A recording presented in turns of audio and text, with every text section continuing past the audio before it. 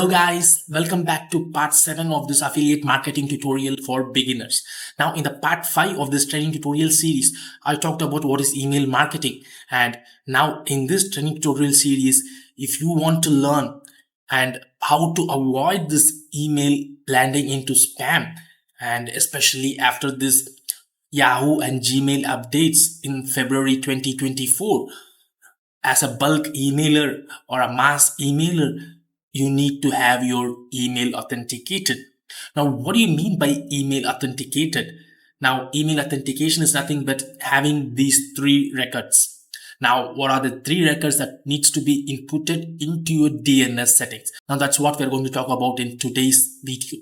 Now, these 3 records are SPF, DKIM, and DMARC. Now, before going into what is SPF, DKIM, and DMARC, if you really like my content and want to get step-by-step guides and how-to videos, then please subscribe to my channel so that you don't miss any part of this training tutorial series, where if you miss it, then you will really get lost.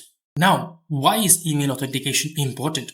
Now, this is because to prevent the spammers, phishers, and other unauthorized parties from sending emails on behalf of a domain they do not own. Just remember guys, you cannot use your personal email addresses like Gmail or Yahoo or Hotmail, which are the ISPs, to send bulk emails. And you cannot do email marketing with those free addresses. Now, this is due to the basic reason. These 3 records that I'm going to talk about is not going to be configurable in these email addresses which is owned by Gmail, because the domain is Gmail and Yahoo and Hotmail or AOL. These domains are not owned by you. You need to have your own custom domain bought from any hosting platforms like HostGator or Bluehost or Namecheap. And from the customized domain, you need to build your own personal email address. And from those personal email address, you can insert these records to authenticate your email. Now, the 3 records for email authentication are SPF, DKIM, and DMARC. SPF is Sender Policy Framework, DKIM is Domain Keys Identified Mail, and DMARC, Domain-Based Message Authentication, Reporting, and Conformance. Now, let's see what is SPF first. Now, SPF is Sender Policy Framework, so it's a way for a domain to list all the servers they send emails from. Now, in plain terms, it's like a company or employer which is having a registered database of all the employees, and it's list all the IP addresses of all the servers that are allowed to send emails from this domain. Now, the next one is DKIM, which is Domain Keys Identified Mail. Now, DKIM enables domain owners like you to automatically sign emails from their domain. Now, what do you mean by this word sign in the apostrophe? Now, DKIM signature is a digital signature that uses cryptography to mathematically verify that the email came from the domain. So, you need not physically or digitally sign anything. Now, next is DMARC, Domain-Based Message Authentication, Reporting, and Conformance. DMARC tells the server what to do given the results after checking SPF and DKIM.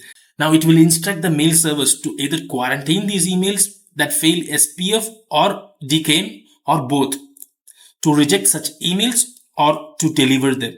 SPF, DKIM, and DMARC records are stored in the domain name system, DNS, in the short form, which is publicly available. Now, these records are all stored as DNS TXT records. So, the DNS settings are available under the domain from where you have bought it. It might be either Bluehost, HostGator, Namecheap, or whatever it might be. Now, let me show you how to identify whether the email that you have received is 100% authenticated.